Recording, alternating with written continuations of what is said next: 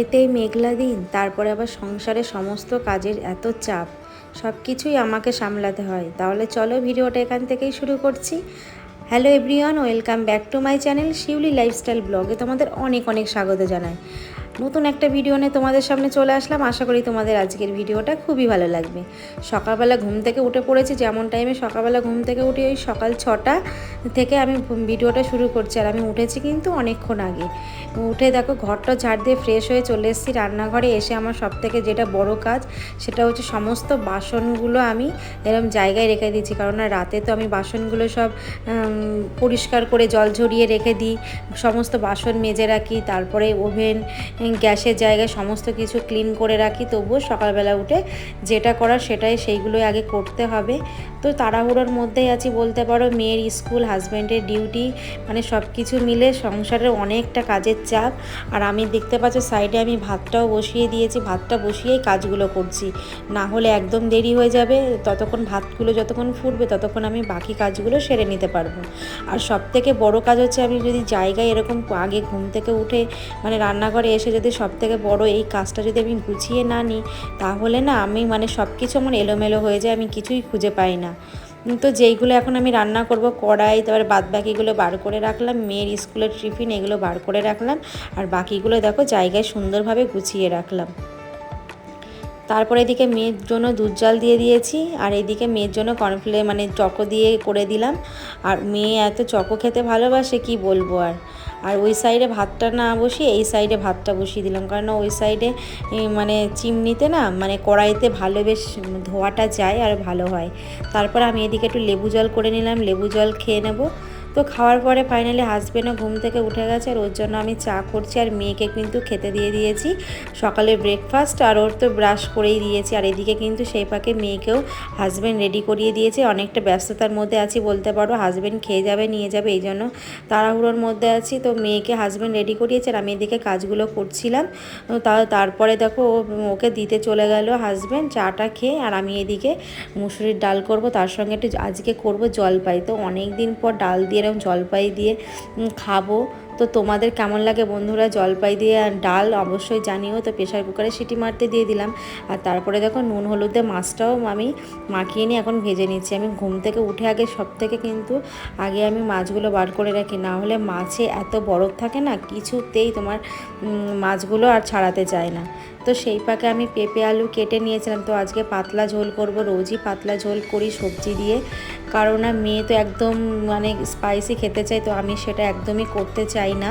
আমি এরকম সাদামাটাভাবে, আর যেটা না দিলে নয়, আদা, জিরে বাটা, কাঁচা লঙ্কা, এই ব্যাস আমার রান্নার মধ্যে থাকে। আর নামানোর সময় একটু ভাজা জিরে গুঁড়ো দিয়ে দিই, ব্যাস হয়ে যায়। তো মেয়ে তো একদমই খেতে চায় না, তো এইভাবে সুন্দরভাবে করি, ভালো লাগে ওকে বেশ বুঝিয়ে খাওয়ায়। আর এখন ছোটো বাচ্চা তো ও একটু স্পাইসি খাবার এখন পছন্দ করে, কিন্তু কি বলো তো একটু হেলদি চেহারা হয়ে যাচ্ছে বলে আমি সবসময় কিন্তু চেষ্টা করছি যতটা মানে রিস্ক খাবার কম খাওয়ানো যায়। তো এইদিকে তারপরে দেখো পটলটাও কেটে নিয়েছি। পটলটা না আমি অন্যদিন খোসা ছাড়িয়ে নিই, আজকে আমি এইভাবে করছি। তো মাঝে মধ্যে এইভাবে পটলের খোসাটা ছাড়িয়ে নিই, কারণ এইভাবে করলে দেখবে নরম হয়।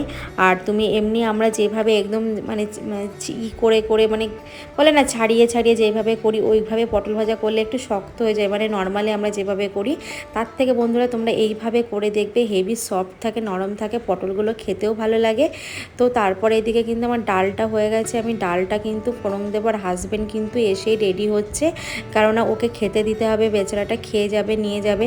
আগে জানো তো সকালবেলা করে অফিস যাওয়ার সময় রোজ আলু সিদ্ধ আর উচ্চ সিদ্ধ ঘি দিয়ে খেয়ে যেত, আর আমি ভাতটা মাখিয়ে চামচে করে দিয়ে দিতাম। এখন কিন্তু একদম সকালেও খেতে চায় না, কিন্তু সকালবেলা না খেলেও হবে না, শরীরটাকে দিকেও তো দেখতে হবে, কারণ একার উপর সংসারে সমস্ত প্রেশার বলতে পারো, একার উপর সংসারটা চলে। তারপরে দেখো এদিকে ডালটাও ফুটে গেছে, আর হাজব্যান্ডও কিন্তু উপরে চলে এসছে, এবার ওর জন্য কিন্তু আমি খাবার বাড়ছি।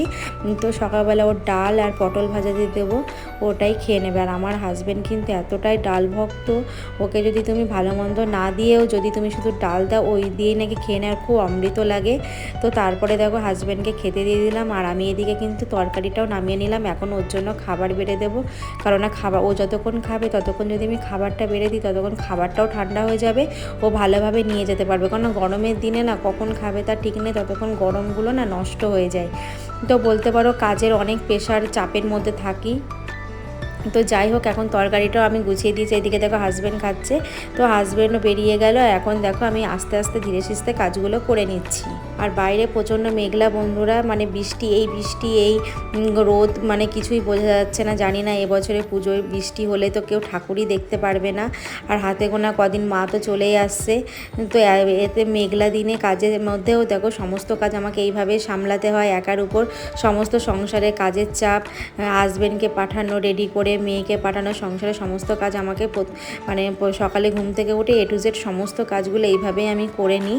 আর ঘুম থেকে উঠে তাড়াতাড়ি করে আমি বসে না থেকে সমস্ত কাজগুলো সেরে নিই। আর তুমি দেখবে যত তাড়াতাড়ি ঘুম থেকে উঠবে সমস্ত কাজ এভাবে হয়ে যায়, আর অনেকটা কিন্তু সময় নিজের জন্য পাওয়া যায়। তো যে এই করতে করতে দেখো আমার ওভেনগুলোটাও পুরো ক্লিন করে নিলাম, সুন্দরভাবে পরিষ্কার করে নিলাম। আর আমি কিন্তু একটু পরিষ্কার করে রাখতে বেশি ভালোবাসি, আমার একদমই নোংরা ভালো লাগে না। আর সকালবেলায় আমার সব থেকে কাজের চাপটা বেশি, তো সারাদিনে তো অত চাপই থাকে না। তারপরে মেয়ে আসার পরে মেয়েকে নিয়ে ব্যস্ততার মধ্যে থাকি, মেয়েকে নিয়ে সময়টা কাটি। আর কি বলো তো, সময়টা কাটে, তারপরেও হচ্ছে মেয়ে তো ওরও ইচ্ছা করে যে সারাদিন মামার সঙ্গে একটু সময় কাটাক। তো সেইটুকু হচ্ছে মানে যতটুকু পারি মেয়ের সঙ্গে সময় কাটানোর চেষ্টা করি, এতে ওরও খুব ভালো লাগবে।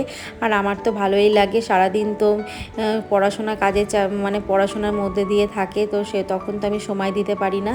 তো যেটুকু থাকে সেটুকু সময় দিই। আর এদিকে দেখো সমস্ত ঘরগুলো আমি এখন পরিষ্কার করে নিচ্ছি।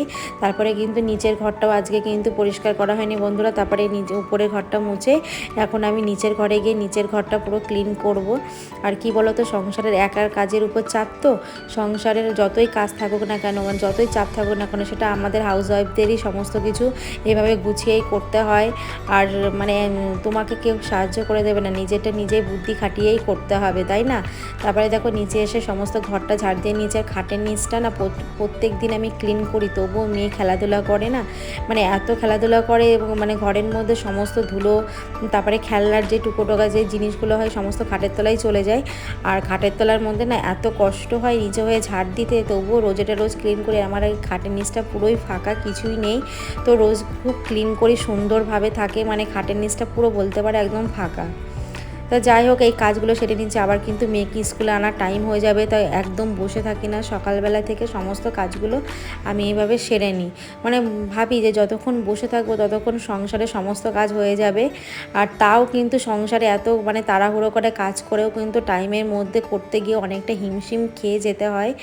আর কি বলো তো, আমাদের মতো হাউস ওয়াইফদের তো সংসারের, বিশেষ করে হাউস ওয়াইফ দ্বারা, তাদের তো সংসারের এইগুলোই কাজ নিয়ে আমাদের সারাদিন কেটে যায় বলতে পারো, এটাই কাজ। তো তারপরে দেখো স্নান করে চলে এসেছি, এসে এখন হচ্ছে পুজো দেওয়া হয়ে গেছে। আর এখন মেয়ে একটু খেয়ে তারপরে মেয়েকে আনতে চলে যাব।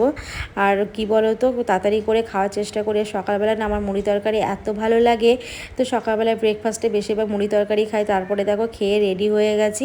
আর বাইরে কিন্তু একটু ঝিরঝির করে বৃষ্টি পড়ছে, তো মেয়ের জন্য রেনকোট আর আমার ছাতা নিয়ে নিয়েছি। তাহলে চলো স্কুল থেকে এসে তোমাদের সঙ্গে আবার দেখা হচ্ছে। তো মেয়েকে নিয়ে দেখো স্কুল থেকেও চলে এসেছি।